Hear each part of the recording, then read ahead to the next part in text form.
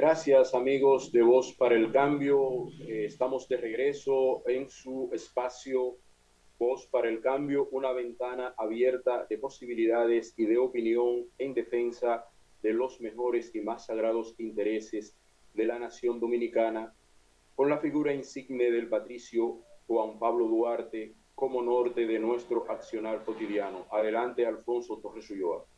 Bueno, ya tenemos ahí con nosotros a Alejandro Arredondo. Hay una pregunta que usted le formuló que quedó en el aire.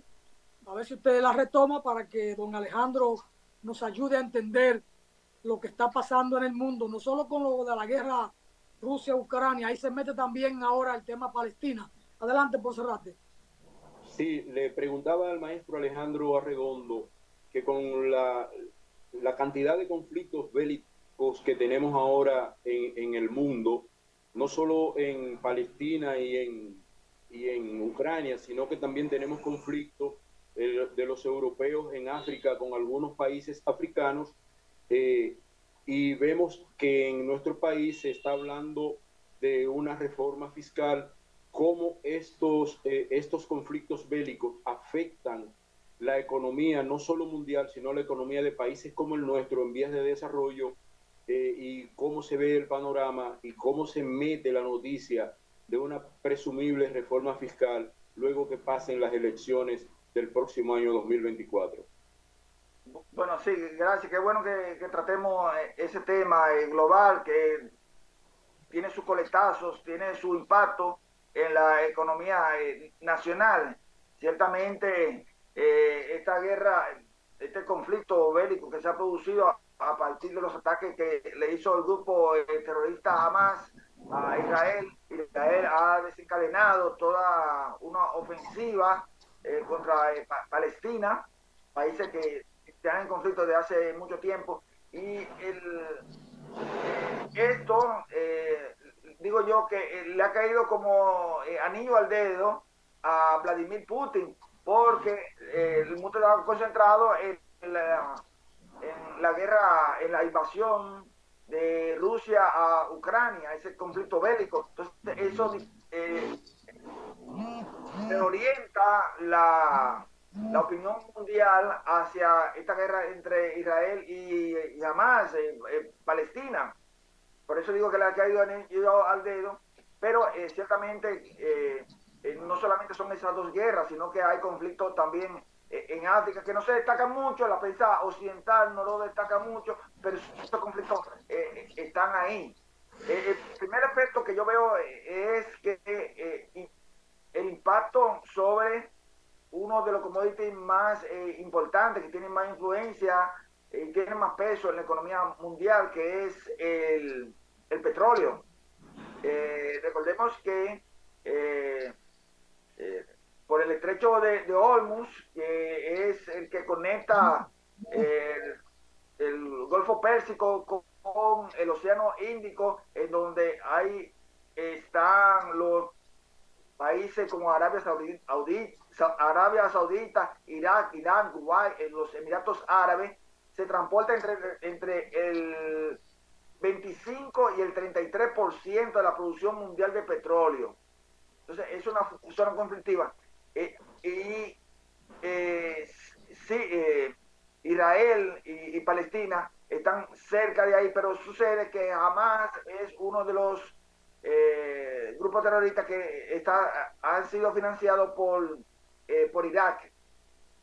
Entonces, eh, hay una situación de tensión con la producción de petróleo, con el precio del petróleo, el petróleo ya sea el Brent o ya sea el WTI, y se produce lo que yo he llamado el temor a contagio geopolítico.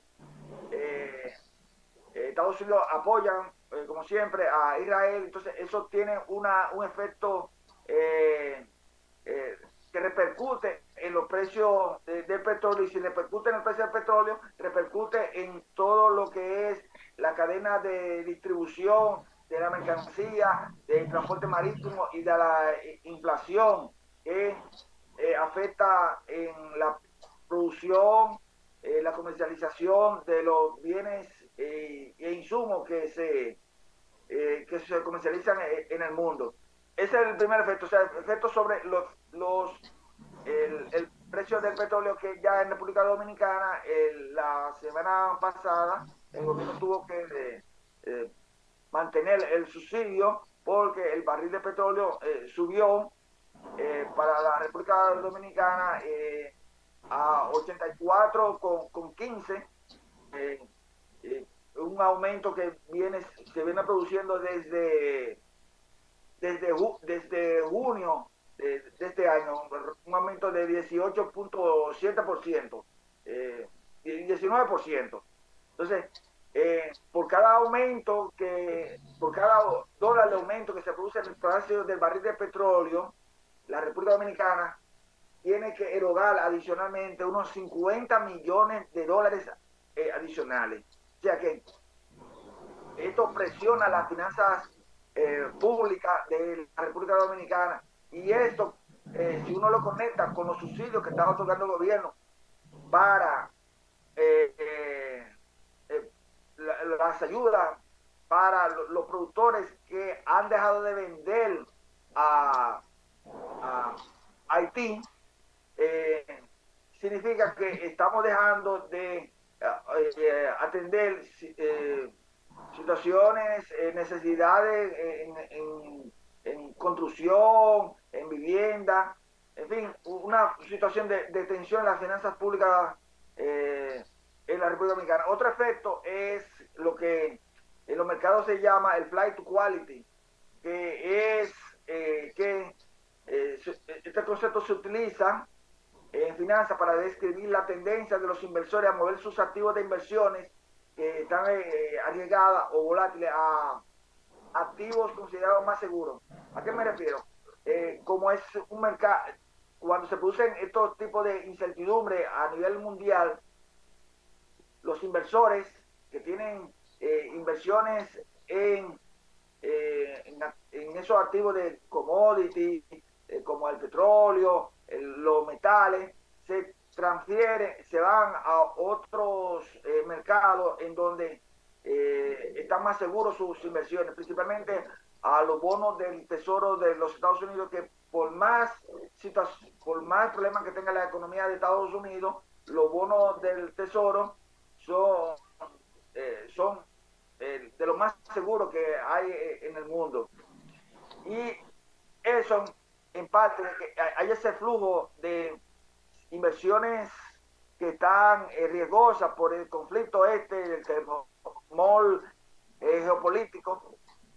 A nosotros nos beneficia porque hay inversionistas que pueden llegar aquí a la República Dominicana. La República Dominicana, afortunadamente, y esperamos que se mantenga así, es una de las economías que, cuando ves el mapa de Latinoamérica, hay mucha corrupción en Latinoamérica, gobiernos que son inestables, aspiraciones de gobierno que no le garantizan certidumbre a los inversionistas de República Dominicana. Entonces, son de los países que están seguros, relativamente seguros en cuanto a la inversión, y por eso ese flujo de inversión extranjera directa hacia la República Dominicana. Bueno, y el otro efecto es de esta guerra es el proceso contrario a la globalización, lo que se le ha llamado la desglobalización, que los organismos han estado advirtiendo acerca de los peligros que surjan esos polos de comercios aislados, Asia, Europa, Estados Unidos, que eso contrae la libre circulación de mercancía a nivel mundial. Yo diría que a grosso modo esos serían los efectos que podemos ver por estos conflictos internacionales que nosotros como país pequeño pueden evidentemente afectar. Muchísimas gracias, maestro Alejandro, pero escuchándole a usted explicar esa panorámica y viéndome yo como un empresario dominicano, poniéndome en los zapatos de un empresario dominicano, viendo la alta deuda internacional que tiene la República Dominicana, el alto endeudamiento que tiene la República Dominicana, viendo la panorámica de todos los subsidios, no solo en el sector, hay subsidio en el sector eléctrico, hay subsidio en el sector de los combustibles, hay subsidio para los empresarios, hay subsidio para los transportistas, hay subsidio para las personas con las tarjetas, bono gas, bono luz. Todo el gobierno tiene una gran cantidad de subsidios, el 4% del sector educativo se está dilapidando, no hay controles en ese sentido, y sin embargo sigue circulando la idea de que el Fondo Monetario Internacional y el Banco Mundial está exigiendo al actual gobierno una reforma fiscal, un reajuste fiscal. Ese, como empresario, ese es mi temor. Explíqueme un poco ese asunto, maestro Alejandro Redondo. Sí, qué bueno que retoma el tema de la reforma fiscal, porque fue algo que no abordé en mi exposición anterior. Y realmente estamos en un año preelectoral, el próximo año es un año electoral, y lo recomendable política y económicamente es que en año preelectoral no se hagan reformas fiscales, aunque los organismos internacionales lo sugieran, aunque los organismos internacionales lo exijan. Y ya el presidente lo ha dicho, que no va a haber reforma fiscal a este momento. Ahora bien, yo lo que entiendo es que debemos de ir en un proceso ya de abrir la discusión para una reforma fiscal para el próximo año, pero el próximo año a partir de agosto, en cuanto asuma el nuevo gobierno, ya sea ya sea que venga, el color del partido que sea.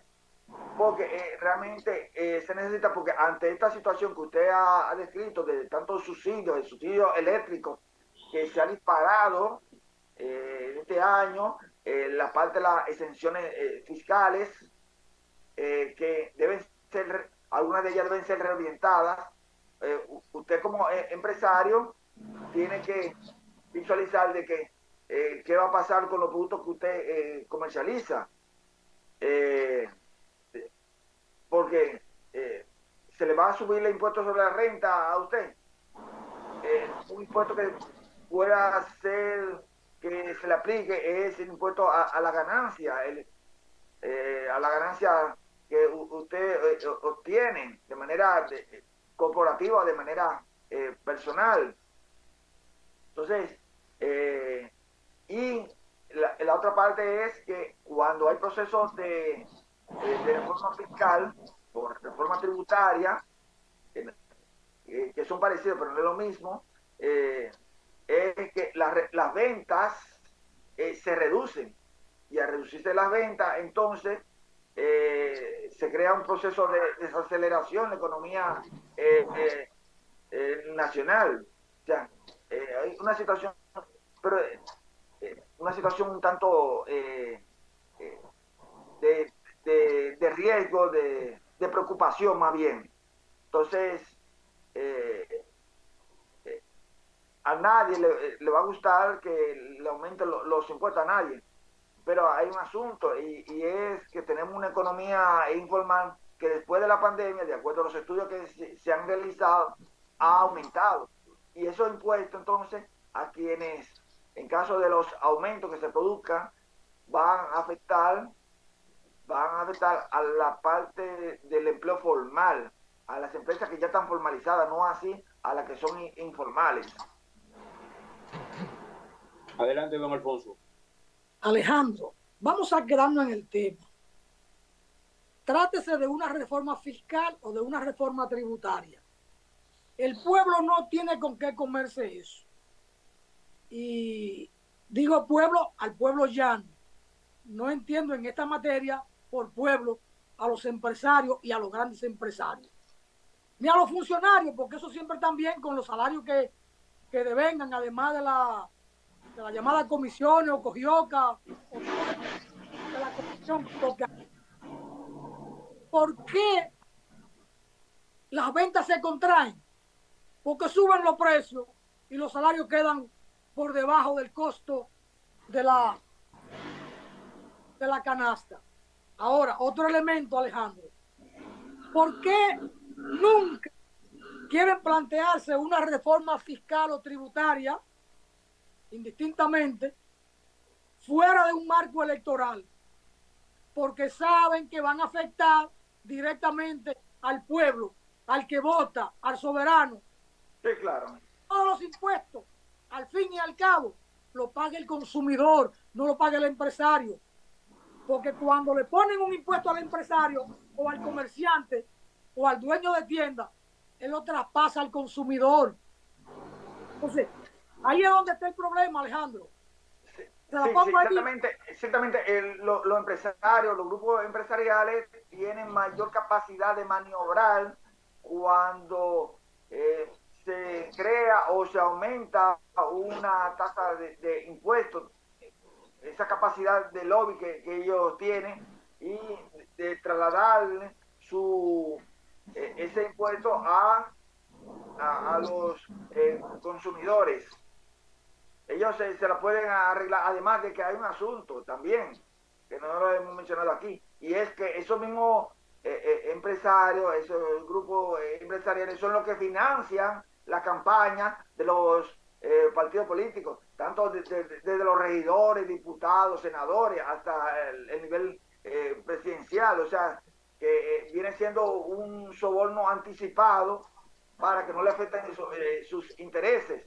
Por eso yo digo que me parece que lo he mencionado también en este programa, en otras ocasiones, que debemos de cambiar el esquema de fiscal que tenemos en la República Dominicana, que lo tenemos de hace mucho tiempo, que es un sistema tributario regresivo para ponerlo progresivo. No es tarea de un día para otro, pero hay que irlo cambiando. Cuando hablamos de sistema tributario regresivo es que ese sistema, que es el que tenemos ahora, afecta más a los pobres que a los que tienen más dinero. En un sistema progresivo es el que es el inverso, afecta más, y no es que lo afecta más, que contribuyan más los ricos, tributen más a los ricos que los pobres, porque al fin y al cabo, este crecimiento que hemos tenido alrededor de unos 50 años, ¿a quién beneficiado? A los sectores que están en la primera parte de la cúpula, en la parte de arriba de la cúpula del tejido social dominicano. Maestro Alejandro, y si soñamos, y si pensamos en utopías, y si sinceramos la reforma fiscal y tomamos como ejemplo a Andrés Manuel López Obrador en México, que desde que llegó comenzó una reforma fiscal y lo primero que hizo fue bajar los altos salarios de los funcionarios, de todos los funcionarios del gobierno, incluyendo su propio salario, que vendió el avión presidencial porque no lo iba a utilizar, porque no iba a viajar, y que le quitó todos los lujos a todos los funcionarios y también le quitó las exenciones fiscales que tenían todos los empresarios y los puso a pagar impuestos allá en México. Y si nos sinceráramos acá en República Dominicana e hiciéramos lo mismo, no tendríamos una mejor reforma fiscal, más consecuente con todos los sectores de la población dominicana. Sí, qué bueno que mencionas eso, José Rate, porque eso me da pie para explicar lo que he hablado aquí sobre una reforma fiscal, reforma tributaria.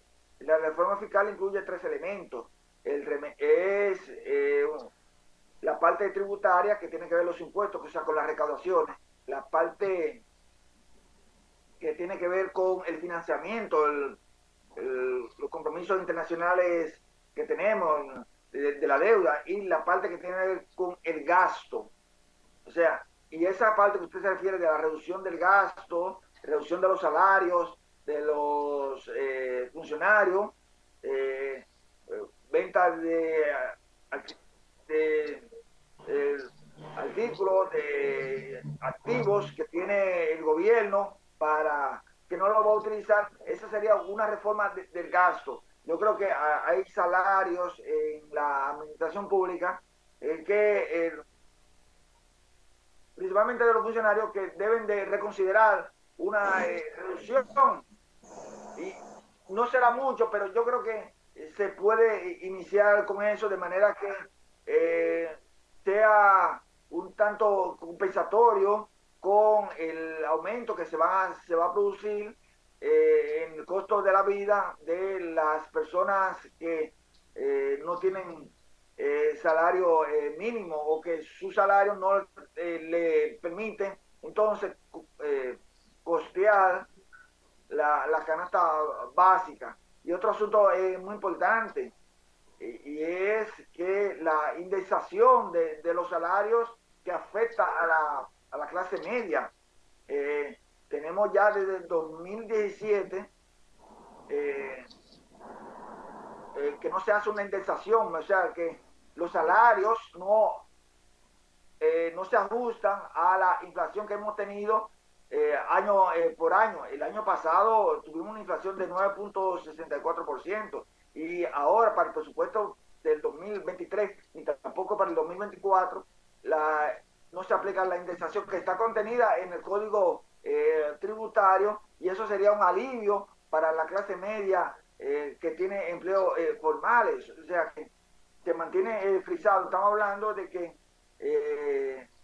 leyes permanentes, como es el Código Tributario, que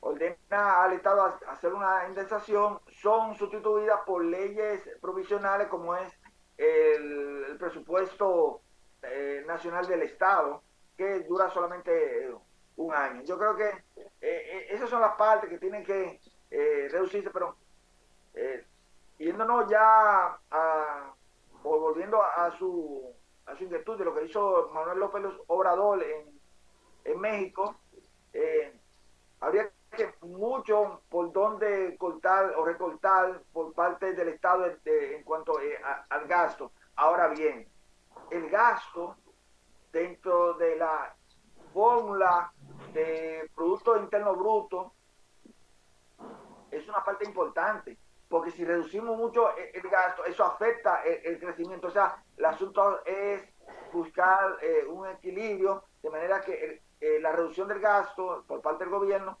no influya en el crecimiento, negativo. Estar con nosotros, quisiéramos quedarnos con usted, pero me anunció que tiene otro compromiso y queremos respetar su tiempo. Muchas gracias por comparecer, Alejandro, y sus opiniones. Gracias, Ponserrate. Vamos a una pausa y retornamos con el filósofo Aristóteles Ponserrate Domínguez. Bueno, pausa. Un placer.